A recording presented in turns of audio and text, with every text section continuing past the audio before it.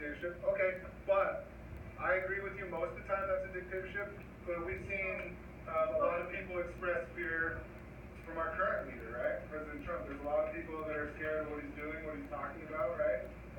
So you're right, that's mostly a dictatorship, but at the same time, this is another good example of where things can be both.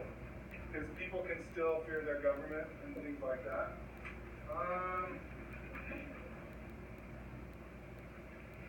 So that's, what about number 2? There's more than one party to vote for. Who thinks that's dictatorship or democracy?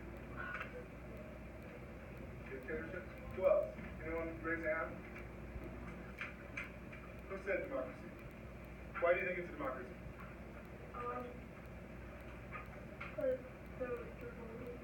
Right, and there's more than one option, right? So you actually have 2 people to pick from. The interesting thing in America too is you guys will see someone win a presidential election and it'll appear, you know, most of our presidential elections are actually like 50-50 or really close. President Trump actually didn't win more votes than Hillary Clinton, but the way the system works here is each state is represented by a number of points. So it was basically 50-50. There's been several elections where it's been so close, they actually go to that judicial branch that I showed you there, where the Supreme Court has to get involved to make sure all the votes are counted correctly and decide a president. So keep that in mind. When you guys see a president voted, you shouldn't necessarily think, oh man, the whole country is for this person or this party, but how it works in a democracy is even though you disagree, you're supposed to work together and figure issues out. And then, so that's another thing, when, as citizens, as people, when you guys turn 18, you can vote. So if you have a problem with a politician or a party or don't like how you're being represented, not only can you vote, but you can get organized and volunteer, get involved with political parties, do things to actually like push for your different stuff. Say again.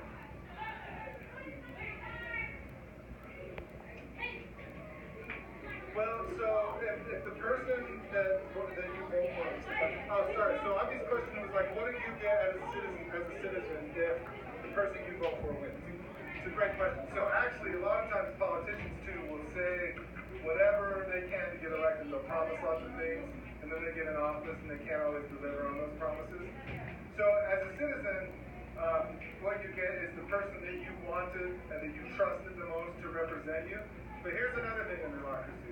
If that person isn't doing what you and your group thinks they should be doing, you can contact them, you can assemble and you can protest, you can do lots of things to like actually try to affect change. In a dictatorship, what usually happens is there's a small group of people in power, they'll actually hold elections, but you only have one choice, right? So we've seen another example of Hitler and Nazi Germany.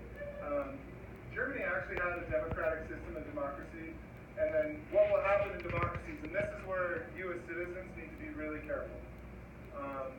A president or a military leader, like a general, will say, I think things are unsafe here in this country, and so I need to be in charge to make things safe and make it okay here.